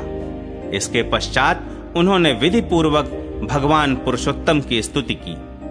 कथा के अंत में ज्ञान, वैराग्य और भक्ति को बड़ी पुष्टि मिली और वे तीनों एकदम तरुण होकर सब जीवों का चित्त अपनी ओर आकर्षित करने लगे। अपना मनोरथ पूरा होने से नारद जी को भी बड़ी प्रसन्नता हुई। उनके सारे शरीर में रोमांच हो आया और वे परमानंद से पूर्ण हो गए। इस प्रकार कथा श्रवण कर भगवान के प्यारे नारद जी हाथ जोड़कर प्रेम गदगद वाणी से सनकादि से कहने लगे। नारद जी ने कहा, मैं धन्य हूं, आप लोगों ने करुणा करके मुझे बड़ा ही अनुग्रहित किया है। आज मुझे सर्व पापहारी भगवान श्री हरि की प्राप्ति हो गई। तपोधनों, मैं श्रीमद् भागवत श्रवण को ही सब धर्मों से श्रेष्ठ मानता हूं, क्योंकि इसके श्रवण से वैकुंठ विहारी श्री कृष्ण की प्राप्ति होती है। सूत जी कहते हैं, शौनक जी, वैष्णव श्रेष्ठ नारद जी यों कह ही रहे थे कि वहां घूमते फिरते योगेश्वर सुखदेव जी आ गए। कथा समाप्त होते ही व्यास नंदन श्री सुखदेव जी वहां पधारे। 16 वर्ष की सी आयु, आत्मलाभ से पूर्ण ज्ञान रूपी महासागर का संवर्धन करने के लिए चंद्रमा के समान वे प्रेम से धीरे धीरे श्रीमद् भागवत का पाठ कर रहे थे। परम तेजस्वी सुखदेव जी को देखकर सारे सभासद झटपट खड़े हो गए और उन्हें एक ऊंचे आसन पर बैठाया। फिर देवर्षि नारद जी ने उनका प्रेम पूर्वक पूजन किया। उन्होंने सुख पूर्वक बैठकर कहा, आप लोग मेरी निर्मल वाणी सुनिए। श्री सुखदेव जी बोले, रसिक एवं भावुक जन, यह श्रीमद् भागवत वेद रूप कल्प वृक्ष का परिपक्व फल है। श्री सुखदेव रूप शुक के मुख का संयोग होने से अमृत रस से परिपूर्ण है। यह रस ही रस है, इसमें न छिलका है न गुठली। यह इसी लोक में सुलभ है। जब तक शरीर में चेतना रहे तब तक आप लोग बार बार इसका पान करें। महामुनि व्यास देव ने श्रीमद् भागवत महापुराण की रचना की है। इसमें निष्कपट निष्काम परम धर्म का निरूपण है। इसमें शुद्धांतःकरण सत्पुरुषों के जानने योग्य कल्याणकारी वास्तविक वस्तु का वर्णन है, जिससे तीनों तापों की शांति होती है। इसका आश्रय लेने पर दूसरे शास्त्र अथवा साधन की आवश्यकता नहीं रहती। जब कभी पुण्यात्मा पुरुष इसके श्रवण की इच्छा करते हैं, तभी ईश्वर अविलंब उनके हृदय में अवरुद्ध हो जाता है। यह भागवत पुराणों का तिलक और वैष्णवों का धन है। इसमें परमहंसों के प्राप्य विशुद्ध ज्ञान का ही वर्णन किया गया है तथा ज्ञान, वैराग्य और भक्ति के सहित निवृत्ति मार्ग को प्रकाशित किया गया है। जो पुरुष भक्ति पूर्वक इसके श्रवण, पठन और मनन में तत्पर रहता है, वह मुक्त हो जाता है। यह रस स्वर्गलोक, सत्यलोक, कैलाश और वैकुंठ में भी नहीं है। इसलिए भाग्यवान श्रोताओं, तुम इसका खूब पान करो। इसे कभी मत छोड़ो, मत छोड़ो। सूत जी कहते हैं, श्री सुखदेव जी इस प्रकार कह ही रहे थे कि उस सभा के बीचों बीच प्रहलाद, बलि, उद्धव और अर्जुन आदि पार्षदों के सहित साक्षात श्री हरि प्रकट हो गए। तब देवर्षि नारद ने भगवान और उनके भक्तों की यथोचित पूजा की। भगवान को प्रसन्न देखकर देवर्षि ने उन्हें एक विशाल सिंहासन पर बैठा दिया और सब लोग उनके सामने संकीर्तन करने लगे। उस कीर्तन को देखने के लिए श्री पार्वती जी के सहित महादेव जी और ब्रह्मा जी भी आए। कीर्तन आरंभ हुआ। प्रहलाद जी तो चंचल गति होने के कारण करताल बजाने लगे। उद्धव जी ने झांझें उठा लीं। देवर्षि नारद वीणा की ध्वनि करने लगे। स्वर विज्ञान में कुशल होने के कारण अर्जुन राग अलापने लगे। इंद्र ने मृदंग बजाना आरंभ किया।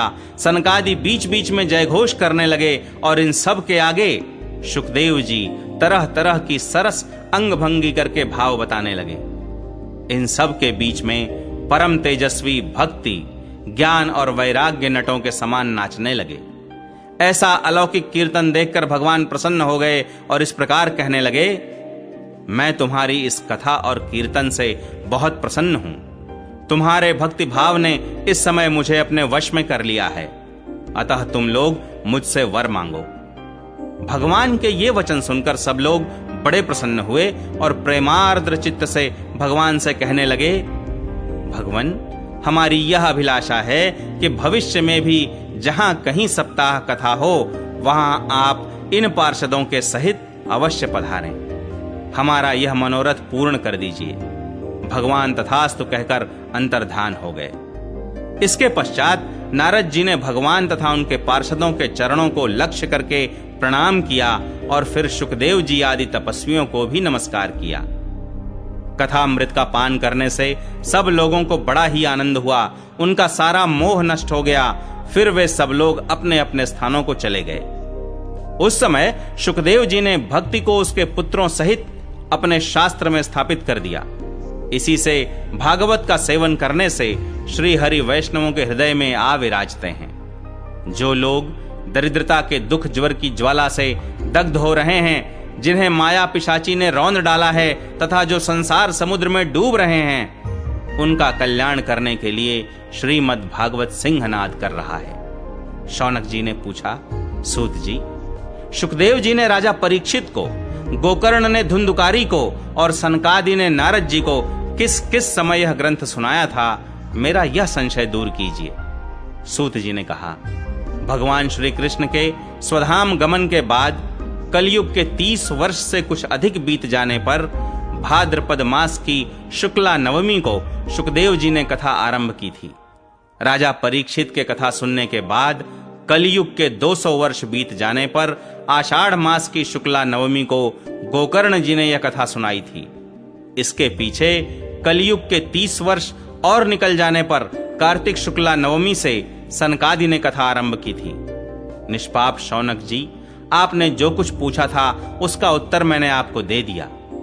इस कलयुग में भागवत की कथा भव रोग की रामबाण औषधि है।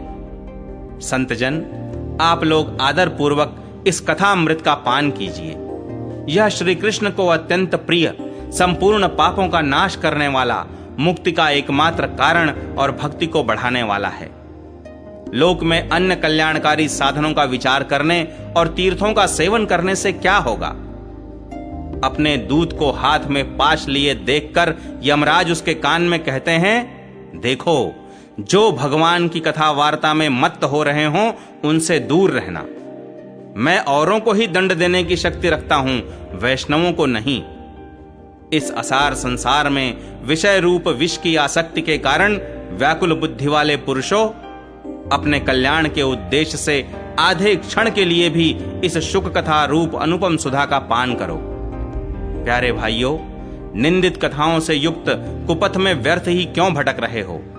इस कथा के कान में प्रवेश करते ही मुक्ति हो जाती है।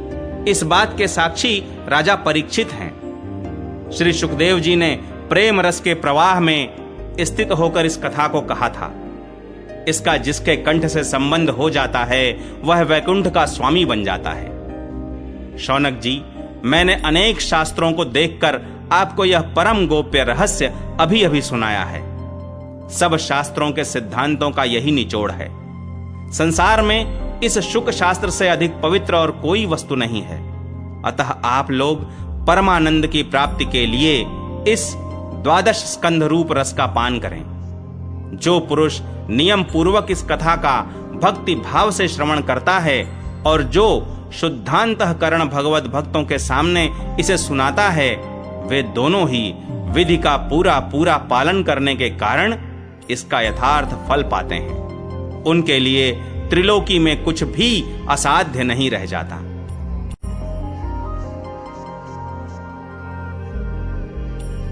श्री राधा कृष्णाभ्याम नमः। श्रीमद्भागवत महापुराण प्रथम स्कंध। यो लीला लास्य संलग्नो गतो लोलोपि लोलताम तम लीलावपुषम बालम वंदे लीलार्थ सिद्धये। श्रीमद्भागवत महापुराण प्रथम स्कंध पहला अध्याय। श्री सूत जी से सौनकादि ऋषियों का प्रश्न। मंगलाचरण।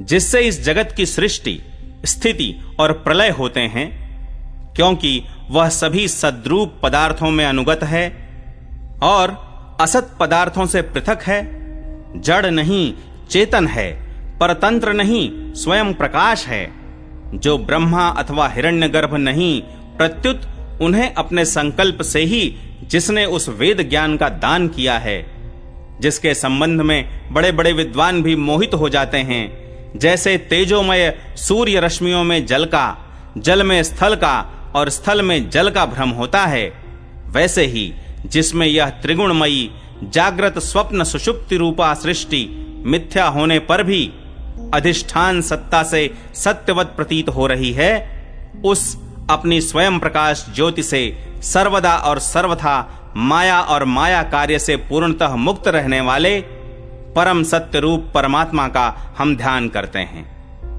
महामुनि व्यास देव के द्वारा निर्मित इस श्रीमद्भागवत महापुराण में मोक्ष पर्यंत फल की कामना से रहित परम धर्म का निरूपण हुआ है। इसमें शुद्धांतःकरण सत्पुरुषों के जानने योग्य उस वास्तविक वस्तु परमात्मा का निरूपण हुआ है, जो तीनों तापों का जड़ से नाश करने वाली और परम कल्याण देने वाली है। अब और किसी साधन या शास्त्र से क्या प्रयोजन। जिस समय भी सुकृति पुरुष इसके श्रवण की इच्छा करते हैं, ईश्वर उसी समय अविलंब उनके हृदय में आकर बंदी बन जाता है। रस के मर्मज्ञ भक्तजन, यह श्रीमद्भागवत वेद रूप कल्प वृक्ष का पका हुआ फल है। श्री शुकदेव रूप तोते के मुख का संबंध हो जाने से यह परमानंदमयी सुधा से परिपूर्ण हो गया है। इस फल में छिलका, गुठली आदि त्याज्य अंश तनिक भी नहीं है। यह मूर्तिमान रस है। जब तक शरीर में चेतना रहे, तब तक इस दिव्य भगवद रस का निरंतर बार बार पान करते रहो। यह पृथ्वी पर ही सुलभ है। एक बार भगवान विष्णु एवं देवताओं के परम पुण्यमय क्षेत्र नैमिषारण्य में शौनकादि ऋषियों ने भगवत प्राप्ति की इच्छा से सहस्त्र वर्षों में पूरे होने वाले एक महान यज्ञ का अनुष्ठान किया। एक दिन उन लोगों ने प्रातः काल अग्निहोत्र आदि नित्य कृत्यों से निवृत्त होकर सूत जी का पूजन किया और उन्हें ऊंचे आसन पर बैठाकर बड़े आदर से यह प्रश्न किया। ऋषियों ने कहा, सूत जी, आप निष्पाप हैं। आपने समस्त इतिहास, पुराण और धर्म शास्त्रों का विधि पूर्वक अध्ययन किया है तथा उनकी भली भांति व्याख्या भी की है। वेद वेत्ताओं में श्रेष्ठ भगवान बादरायण ने एवं भगवान के सगुण निर्गुण रूप को जानने वाले दूसरे मुनियों ने जो कुछ जाना है, उन्हें जिन विषयों का ज्ञान है, वह सब आप वास्तविक रूप में जानते हैं। आपका हृदय बड़ा ही सरल और शुद्ध है। इसी से आप उनकी कृपा और अनुग्रह के पात्र हुए हैं। गुरुजन अपने प्रेमी शिष्य को गुप्त से गुप्त बात भी बता दिया करते हैं। आयुष्मान, आप कृपा करके यह बतलाइए कि उन सब शास्त्रों, पुराणों और गुरुजनों के उपदेशों में कलयुगी जीवों के परम कल्याण का सहज साधन आपने क्या निश्चय किया है। आप संत समाज के भूषण हैं। इस कलयुग में प्रायः लोगों की आयु कम हो गई है। साधन करने में लोगों की रुचि और प्रवृत्ति भी नहीं है। लोग आलसी हो गए हैं। उनका भाग्य तो मंद है ही, समझ भी थोड़ी है। इसके साथ ही वे नाना प्रकार की विघ्न बाधाओं से घिरे हुए भी रहते हैं। शास्त्र भी बहुत से हैं, परंतु उनमें एक निश्चित साधन का नहीं, अनेक प्रकार के कर्मों का वर्णन है।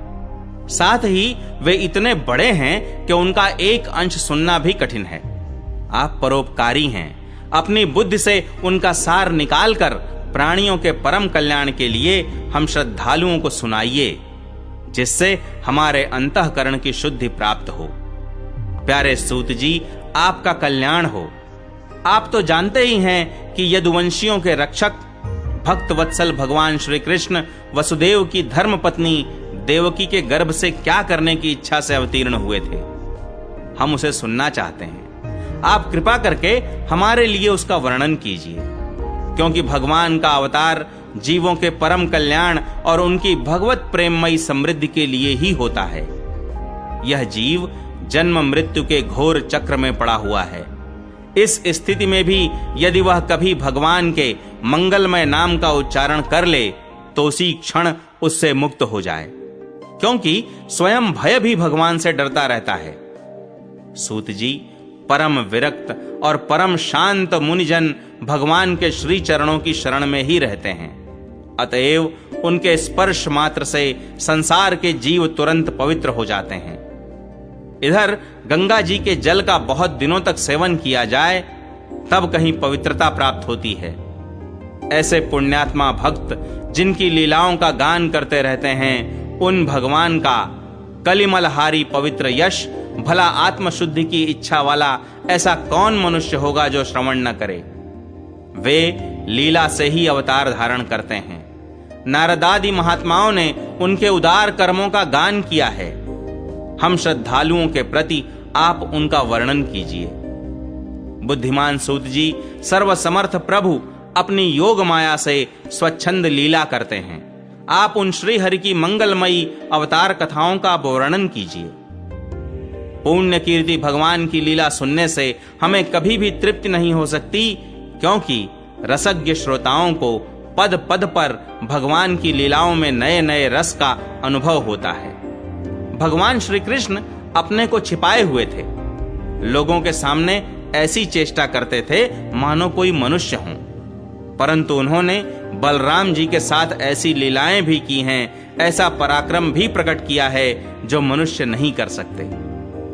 कलयुग को आया जानकर इस वैष्णव क्षेत्र में हम दीर्घकालीन सत्र का संकल्प करके बैठे हैं। श्री हरि की कथा सुनने के लिए हमें अवकाश प्राप्त है। यह कलयुग अंतःकरण की पवित्रता और शक्ति का नाश करने वाला है। इससे पार पाना कठिन है।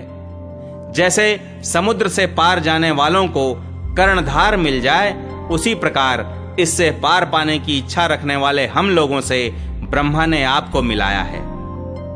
धर्मरक्षक ब्राह्मण भक्त योगेश्वर भगवान श्री कृष्ण के अपने धाम में पधार जाने पर धर्म ने अब किसकी शरण ली है, यह बताइए। दूसरा अध्याय, भगवत कथा और भगवत भक्ति का महात्म्य। श्री व्यास जी कहते हैं, शौनकादि ब्रह्मवादी ऋषियों के यह प्रश्न सुनकर रोमहर्षण के पुत्र उग्र श्रवा को बड़ा ही आनंद हुआ। उन्होंने ऋषियों के इस मंगलमय प्रश्न का अभिनंदन करके कहना आरंभ किया। सूत जी ने कहा, जिस समय श्री सुखदेव जी का यज्ञोपवीत संस्कार भी नहीं हुआ था, सुतराम लौकिक वैदिक कर्मों के अनुष्ठान का अवसर भी नहीं आया था, उन्हें अकेले ही संन्यास लेने के उद्देश्य से जाते देखकर उनके पिता व्यास जी विरह से कातर होकर पुकारने लगे, बेटा बेटा। उस समय तन्मय होने के कारण श्री सुखदेव जी की ओर से वृक्षों ने उत्तर दिया। ऐसे सबके हृदय में विराजमान श्री सुखदेव मुनि को मैं नमस्कार करता हूं। यह श्रीमद् भागवत अत्यंत गोपनीय रहस्यात्मक पुराण है। यह भगवत स्वरूप का अनुभव कराने वाला और समस्त वेदों का सार है। संसार में फंसे हुए जो लोग इस घोर अज्ञानांधकार से पार जाना चाहते हैं, उनके लिए आध्यात्मिक तत्वों को प्रकाशित कराने वाला यह एक अद्वितीय दीपक है। वास्तव में उन्हीं पर करुणा करके बड़े बड़े मुनियों के आचार्य श्री सुखदेव जी ने इसका वर्णन किया है। मैं उनकी शरण ग्रहण करता हूं। मनुष्यों में सर्वश्रेष्ठ भगवान के अवतार नर नारायण ऋषियों को, सरस्वती देवी को और श्री व्यास देव जी को नमस्कार करके तब संसार और अंतःकरण के समस्त विकारों पर विजय प्राप्त कराने वाले इस श्रीमद् भागवत महापुराण का पाठ करना चाहिए। ऋषियों, आपने संपूर्ण विश्व के कल्याण के लिए यह बहुत सुंदर प्रश्न किया है, क्योंकि यह प्रश्न श्री कृष्ण के संबंध में है और इससे भली भांति आत्मशुद्धि हो जाती है। मनुष्यों के लिए सर्वश्रेष्ठ धर्म वही है जिससे भगवान श्री कृष्ण में भक्ति हो। भक्ति भी ऐसी जिसमें किसी प्रकार की कामना न हो और जो नित्य निरंतर बनी रहे। ऐसी भक्ति से हृदय आनंद स्वरूप परमात्मा की उपलब्धि करके कृत कृत्य हो जाता है। भगवान श्री कृष्ण में भक्ति होते ही, अनन्य प्रेम से उनमें चित्त जोड़ते ही निष्काम ज्ञान और वैराग्य का आविर्भाव हो जाता है।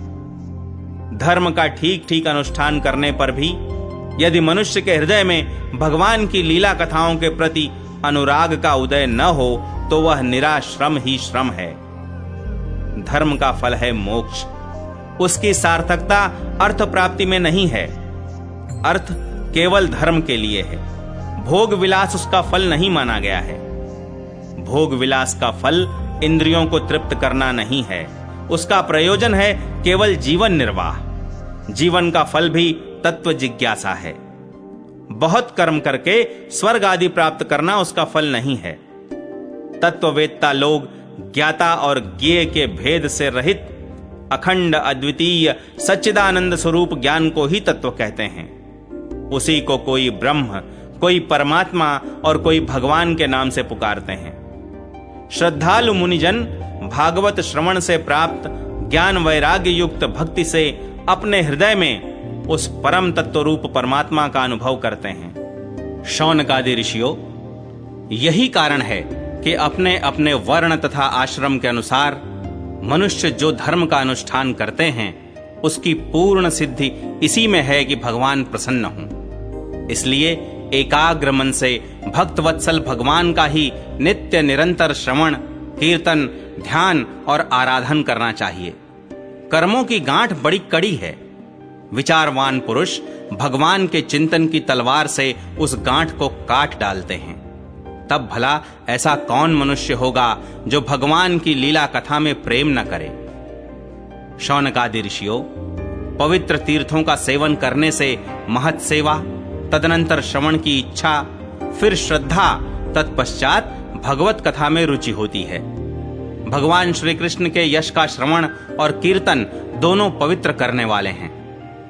वे अपनी कथा सुनने वालों के हृदय में आकर स्थित हो जाते हैं और उनकी अशुभ वासनाओं को नष्ट कर देते हैं, क्योंकि वे संतों के नित्य सुहृद हैं। जब श्रीमद् भागवत अथवा भगवत भक्तों के निरंतर सेवन से अशुभ वासनाएं नष्ट हो जाती हैं, तब पवित्र कीर्ति भगवान श्री कृष्ण के प्रति स्थायी प्रेम की प्राप्ति होती है। तब रजोगुण और तमोगुण के भाव, काम और लोभ आदि शांत हो जाते हैं और चित्त इनसे रहित होकर सत्व गुण में स्थित एवं निर्मल हो जाता है।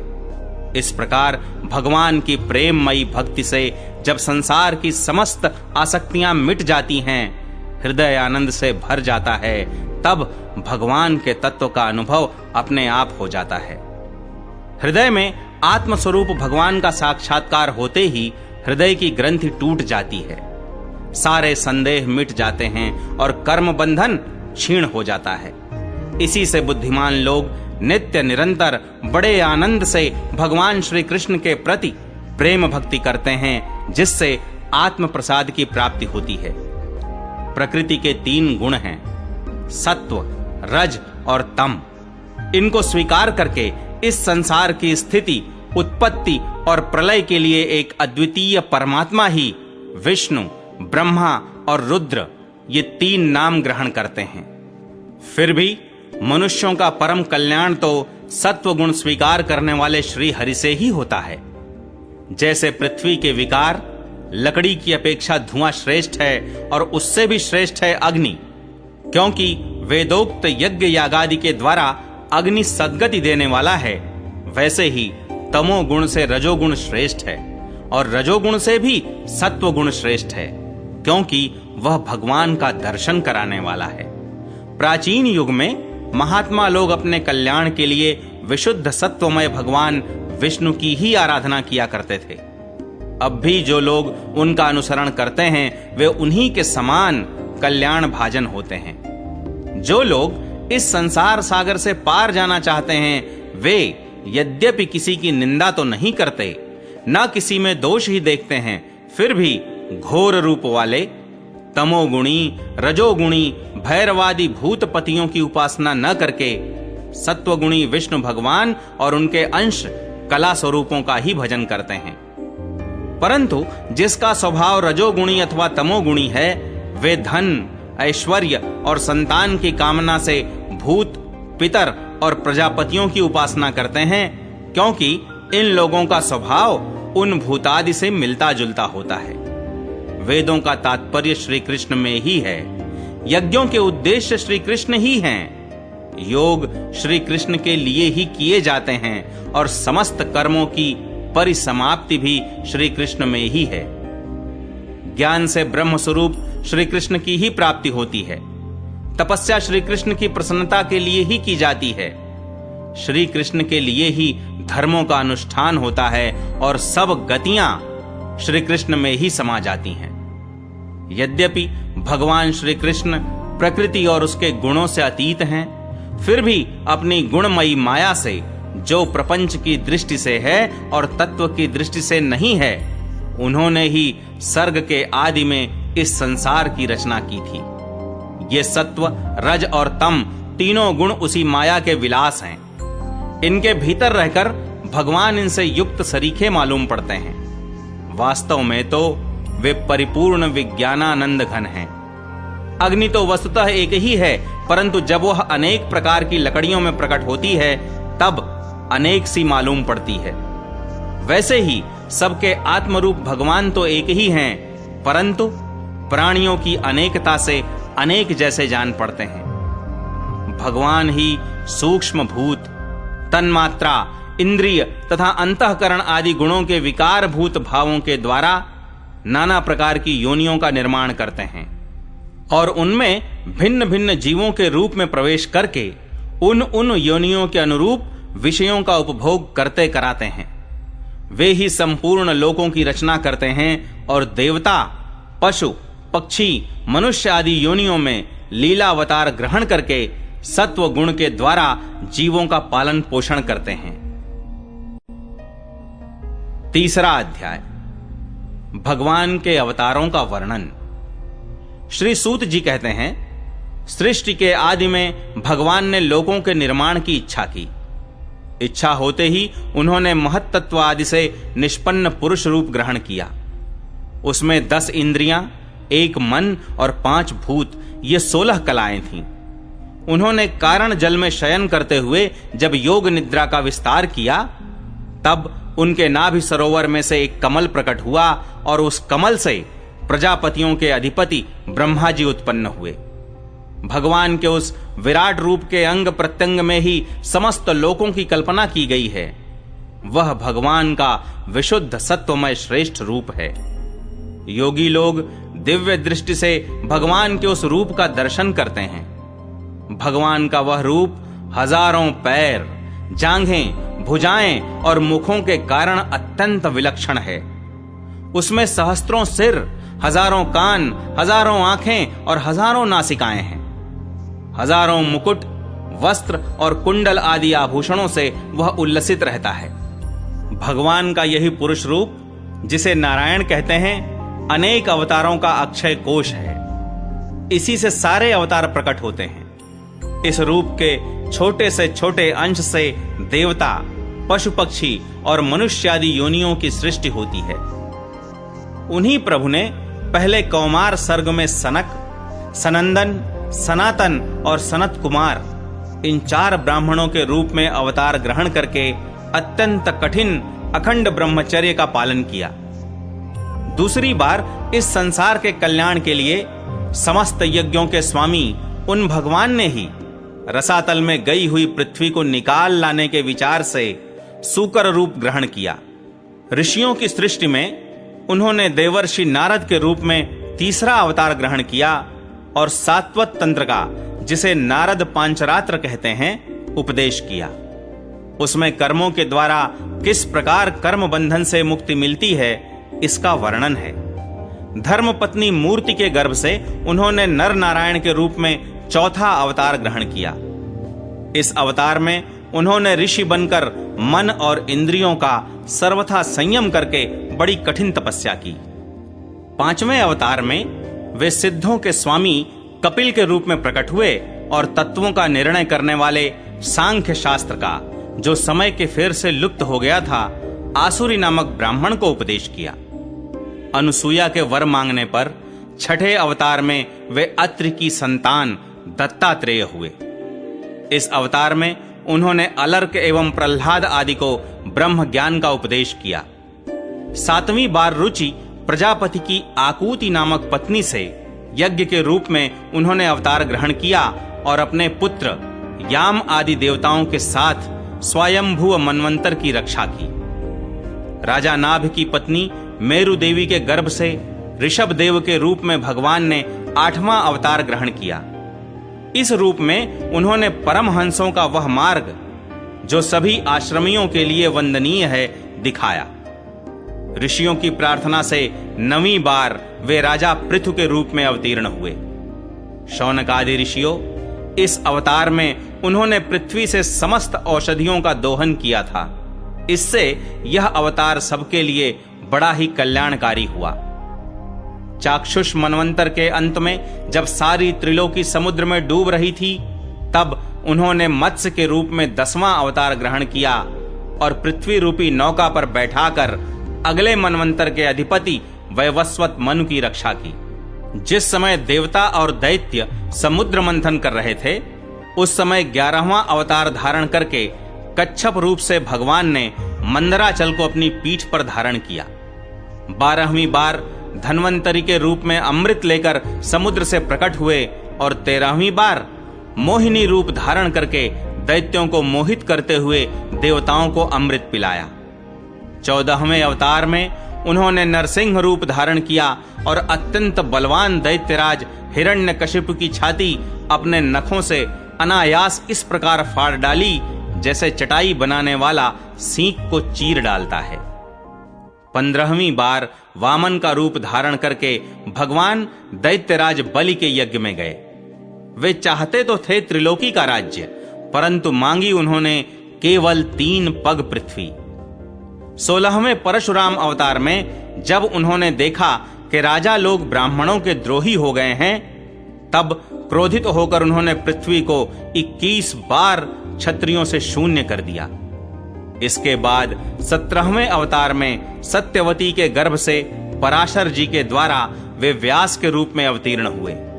उस समय लोगों की समझ और धारणा शक्ति कम देखकर आपने वेद रूप वृक्ष की कई शाखाएं बना दी।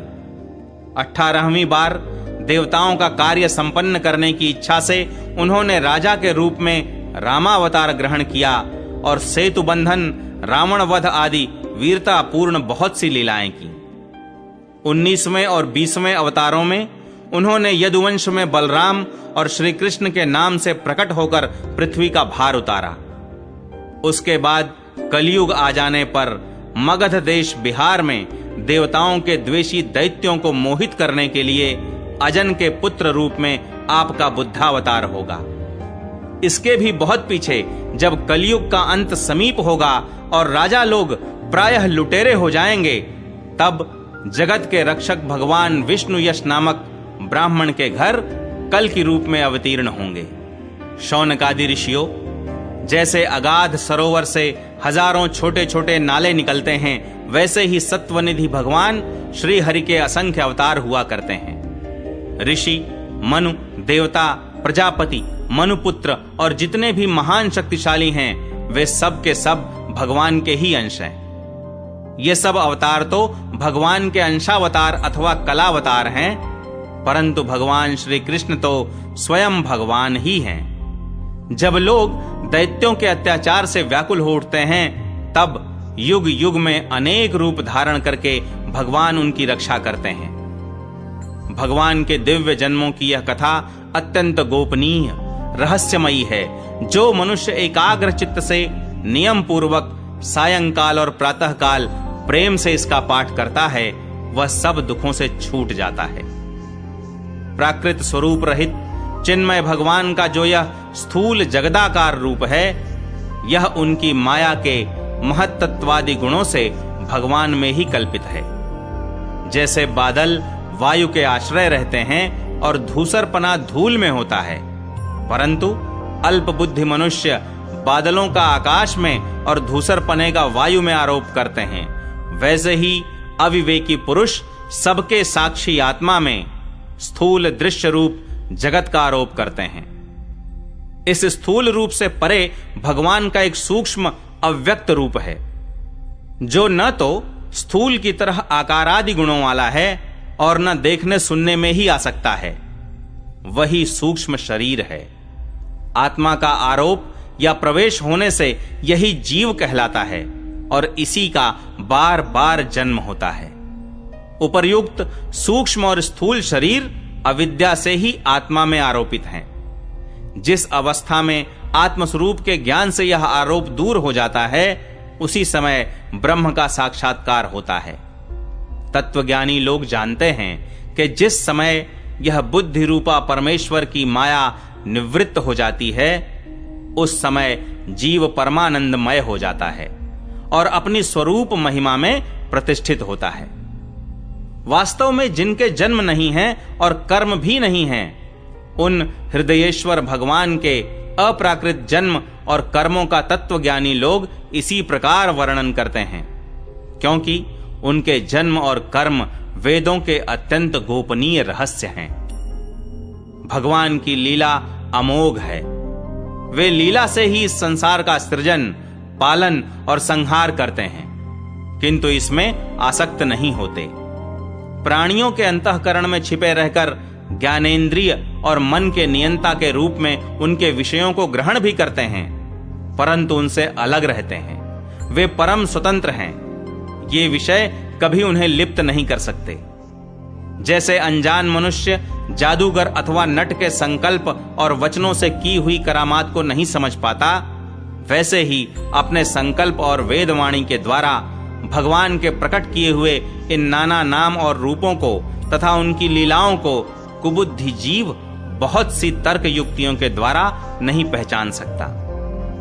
चक्रपाणि भगवान की शक्ति और पराक्रम अनंत हैं। उनकी कोई थाह नहीं पा सकता। वे सारे जगत के निर्माता होने पर भी उससे सर्वथा परे हैं। उनके स्वरूप को अथवा उनकी लीला के रहस्य को वही जान सकता है जो नित्य निरंतर निष्कपट भाव से उनके चरण कमलों की दिव्य गंध का सेवन करता है, सेवा भाव से उनके चरणों का चिंतन करता रहता है। शौनकादि ऋषियों, आप लोग बड़े ही सौभाग्यशाली तथा धन्य हैं, जो इस जीवन में और विघ्न बाधाओं से भरे इस संसार में समस्त लोकों के स्वामी भगवान श्री कृष्ण से वह सर्वात्मक आत्मभाव, वह अनिर्वचनीय अनन्य प्रेम करते हैं, जिससे फिर इस जन्म मरण रूप संसार के भयंकर चक्र में नहीं पड़ना होता। भगवान वेदव्यास ने यह वेदों के समान भगवत चरित्र से परिपूर्ण भागवत नाम का पुराण बनाया है। उन्होंने इस श्लाघनीय, कल्याणकारी और महान पुराण को लोगों के परम कल्याण के लिए अपने आत्मज्ञानी शिरोमणि पुत्र को ग्रहण कराया। इसमें सारे वेद और इतिहासों का सार संग्रह किया गया है। शुकदेव जी ने राजा परीक्षित को यह सुनाया। उस समय वे परमर्षियों से घिरे हुए आमरण अनशन का व्रत लेकर गंगा तट पर बैठे हुए थे। भगवान श्री कृष्ण जब धर्म, ज्ञान आदि के साथ अपने परम धाम को पधार गए, तब इस कलयुग में जो लोग अज्ञान रूपी अंधकार से अंधे हो रहे हैं, उनके लिए यह पुराण रूपी सूर्य इस समय प्रकट हुआ है। शौनकादि ऋषियों, जब महातेजस्वी श्री सुखदेव जी महाराज वहां इस पुराण की कथा कह रहे थे, तब मैं भी वहां बैठा था। वहीं मैंने उनकी कृपा पूर्ण अनुमति से इसका अध्ययन किया। मेरा जैसा अध्ययन है और मेरी बुद्धि ने जितना जिस प्रकार इसको ग्रहण किया है, उसी के अनुसार इसे मैं आप लोगों को सुनाऊंगा। चौथा अध्याय, महर्षि व्यास का असंतोष। व्यास जी कहते हैं, उस दीर्घकालीन सत्र में सम्मिलित हुए मुनियों में विद्या वयोवृद्ध कुलपति ऋग्वेदी शौनक जी ने सूत जी की पूर्वोक्त बात सुनकर उनकी प्रशंसा की और कहा। शौनक जी बोले, सूत जी, आप वक्ताओं में श्रेष्ठ हैं तथा बड़े भाग्यशाली हैं। जो कथा भगवान श्री सुखदेव जी ने कही थी, वही भगवान की पुण्यमयी कथा कृपा करके आप हमें सुनाइए। वह कथा किस युग में, किस स्थान पर और किस कारण से हुई थी? मुनिवर श्री कृष्ण द्वैपायन ने किसकी प्रेरणा से इस परमहंसों की संहिता का निर्माण किया था? उनके पुत्र सुखदेव जी बड़े योगी, समदर्शी, भेदभाव रहित, संसार निद्रा से जगे एवं निरंतर एकमात्र परमात्मा में ही स्थित रहते हैं। वे छिपे रहने के कारण मूढ़ से प्रतीत होते हैं। व्यास जी जब सन्यास के लिए वन की ओर जाते हुए अपने पुत्र का पीछा कर रहे थे, उस समय जल में स्नान करने वाली स्त्रियों ने नंगे सुखदेव को देखकर तो वस्त्र धारण नहीं किया, परंतु वस्त्र पहने हुए व्यास जी को देखकर लज्जा से कपड़े पहन लिए थे। इस आश्चर्य को देखकर जब व्यास जी ने उन स्त्रियों से इसका कारण पूछा, तब उन्होंने उत्तर दिया कि आपकी दृष्टि में तो अभी स्त्री पुरुष का भेद बना हुआ है, परंतु आपके पुत्र की शुद्ध दृष्टि में यह भेद नहीं है। कुरुजांगल देश में पहुंचकर हस्तिनापुर में वे पागल, गूंगे तथा जड़ के समान विचरते होंगे। नगर वासियों ने उन्हें कैसे पहचाना? पांडवनंदन राजर्षि परीक्षित का इन मौनी सुखदेव जी के साथ संवाद कैसे हुआ, जिसमें यह भागवत संहिता कही गई? महाभाग श्री सुखदेव जी तो गृहस्थों के घरों को तीर्थ स्वरूप बना देने के लिए उतनी ही देर उनके दरवाजे पर रहते हैं जितनी देर में एक गाय दुही जाती है। सूत जी, हमने सुना है कि अभिमन्यु नंदन परीक्षित भगवान के बड़े प्रेमी भक्त थे। उनके अत्यंत आश्चर्यमय जन्म और कर्मों का भी वर्णन कीजिए। वे तो पांडव वंश के गौरव बढ़ाने वाले सम्राट थे। वे भला किस कारण से साम्राज्य लक्ष्मी का परित्याग करके गंगा तट पर मृत्यु पर्यंत अनशन का व्रत लेकर बैठे थे? शत्रुगण अपने भले के लिए बहुत सा धन लाकर उनके चरण रखने की चौकी को नमस्कार करते थे। वे एक वीर युवक थे। उन्होंने उस दुस्त्यज लक्ष्मी को अपने प्राणों के साथ भला क्यों त्याग देने की इच्छा की? जिन लोगों का जीवन भगवान के आश्रित है, वे तो संसार के परम कल्याण, अभ्युदय और समृद्धि के लिए ही जीवन धारण करते हैं। उसमें उनका अपना कोई स्वार्थ नहीं होता। उनका शरीर तो दूसरों के हित के लिए था। उन्होंने विरक्त होकर उसका परित्याग क्यों किया? वेदवाणी को छोड़कर अन्य समस्त शास्त्रों के आप पारदर्शी विद्वान हैं। सूत जी, इसलिए इस समय जो कुछ हमने आपसे पूछा है, वह सब कृपा करके हमें कहिए। सूत जी ने कहा, इस वर्तमान चतुर्युगी के तीसरे युग द्वापर में महर्षि पराशर के द्वारा वसुकन्या सत्यवती के गर्भ से भगवान के कलावतार योगिराज व्यास जी का जन्म हुआ। एक दिन वे सूर्योदय के समय सरस्वती के पवित्र जल में स्नान आदि करके एकांत पवित्र स्थान पर बैठे हुए थे। महर्षि भूत और भविष्य को जानते थे। उनकी दृष्टि अचूक थी। उन्होंने देखा कि जिसको लोग जान नहीं पाते, ऐसे समय के फेर से प्रत्येक युग में धर्म संकरता और उसके प्रभाव से भौतिक वस्तुओं की भी शक्ति का ह्रास होता रहता है। संसार के लोग श्रद्धाहीन और शक्ति रहित हो जाते हैं। उनकी बुद्धि कर्तव्य का ठीक ठीक निर्णय नहीं कर पाती और आयु भी कम हो जाती है। लोगों की इस भाग्यहीनता को देखकर उन मुनीश्वर ने अपनी दिव्य दृष्टि से समस्त वर्णों और आश्रमों का हित कैसे हो, इस पर विचार किया। उन्होंने सोचा कि वेदोक्त चातुर्होत्र कर्म लोगों का हृदय शुद्ध करने वाला है। इस दृष्टि से यज्ञों का विस्तार करने के लिए उन्होंने एक ही वेद के 4 विभाग कर दिए। व्यास जी के द्वारा ऋक्, यजुः, साम और अथर्व इन 4 वेदों का उद्धार हुआ। इतिहास और पुराणों को 5वां वेद कहा जाता है। उनमें से ऋग्वेद के पैल, सामगान के विद्वान जैमिनी एवं यजुर्वेद के एकमात्र स्नातक वैशंपायन हुए। अथर्ववेद में प्रवीण हुए दरुण नंदन सुमंतु मुनि। इतिहास और पुराणों के स्नातक मेरे पिता रोमहर्षण थे। इन पूर्वोक्त ऋषियों ने अपनी अपनी शाखा को और भी अनेक भागों में विभक्त कर दिया। इस प्रकार शिष्य, प्रशिष्य और उनके शिष्यों द्वारा वेदों की बहुत सी शाखाएं बन गईं। कम समझ वाले पुरुषों पर कृपा करके भगवान वेद व्यास ने इसलिए ऐसा विभाग कर दिया कि जिन लोगों को स्मरण शक्ति नहीं है या कम है, वे भी वेदों को धारण कर सकें। स्त्री, शूद्र और पतित द्विजाति तीनों ही वेद श्रवण के अधिकारी नहीं हैं। इसलिए वे कल्याणकारी शास्त्रोक्त कर्मों के आचरण में भूल कर बैठते हैं। अब इसके द्वारा उनका भी कल्याण हो जाए, यह सोचकर महामुनि व्यास जी ने बड़ी कृपा करके महाभारत इतिहास की रचना की। शौनकादि ऋषियों, यद्यपि व्यास जी इस प्रकार अपनी पूरी शक्ति से सदा सर्वदा प्राणियों के कल्याण में ही लगे रहे, तथापि उनके हृदय को संतोष नहीं हुआ। उनका मन कुछ खिन्न सा हो गया। सरस्वती नदी के पवित्र तट पर एकांत में बैठकर धर्मवेत्ता व्यास जी मन ही मन विचार करते हुए इस प्रकार कहने लगे, मैंने निष्कपट भाव से ब्रह्मचर्यादि व्रतों का पालन करते हुए वेद, गुरुजन और अग्नियों का सम्मान किया है और उनकी आज्ञा का पालन किया है। महाभारत की रचना के बहाने मैंने वेद के अर्थ को खोल दिया है, जिससे स्त्री, शूद्र आदि भी अपने अपने धर्म कर्म का ज्ञान प्राप्त कर लेते हैं। यद्यपि मैं ब्रह्म तेज से संपन्न एवं समर्थ हूं, तथापि मेरा हृदय कुछ अपूर्ण काम सा जान पड़ता है। अवश्य ही अब तक मैंने भगवान को प्राप्त कराने वाले धर्मों का प्रायः निरूपण नहीं किया है। वे ही धर्म परमहंसों को प्रिय हैं और वे ही भगवान को भी प्रिय हैं। हो न हो मेरी अपूर्णता का यही कारण है। श्री कृष्ण द्वैपायन व्यास इस प्रकार अपने को अपूर्ण सा मानकर जब खिन्न हो रहे थे, उसी समय पूर्वोक्त आश्रम पर देवर्षि नारद जी आ पहुंचे। उन्हें आया देख व्यास जी तुरंत खड़े हो गए।